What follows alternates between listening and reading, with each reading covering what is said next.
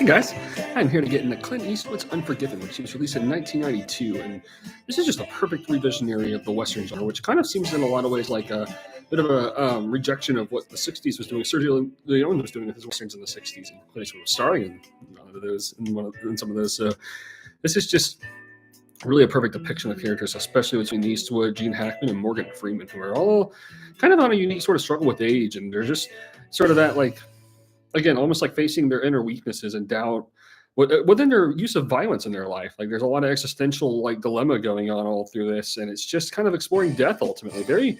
It's just a film that just really gets better, more increasingly more just fascinating with age, I would say, because it's just exploring death and just perfect screenplay from start to finish. Insanely well paced, and all these scenes just really hold up well. I mean, all the dialogue is great. I mean, some of these scenes are even kind of hilarious in their own in a subtle kind of way.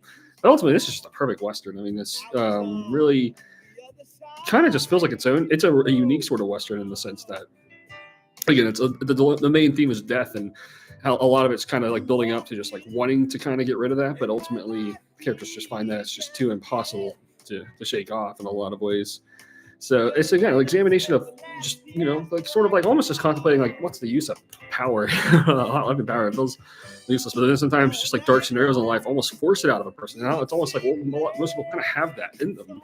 It's like an animalistic instinct, you could say, in a lot of ways, but it's just a perfect depiction of just mythology in a lot of ways in a Western genre.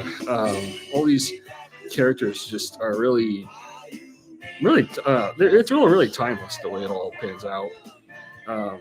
Again, it builds up to just like without spoiling anything, just one of the greatest final 20 minutes I've ever seen. Simply put, it all builds up, and it kind of feels like the whole thing is just perfectly paced, kind of like building up to this just perfect moment. One of the best scenes of the 90s, right there. Simply put, it's a masterpiece, and it really is just one of Eastwood's greatest moments of all, because you can just really see where. Again, it's like Eastwood and Hackman. Hackman is a terrifying villain in this, very intimidating. Morgan Freeman's one of his best characters I think he's ever played, and Eastwood himself is just they're all like very contemplative of death in a lot of ways, and they're very uncertain of how to move on permanently from a lot of these things. So like the past always has a way of haunting them. Ultimately, it's a very sensitive kind of Western. It's very masterful to see how Eastwood is feeling about the Western genre in the early '90s, especially. So. This just holds up as a timeless film. It's honestly better with age. Every time I rewatch this, it is actually better every time. So this just goes strongly recommended from start to finish.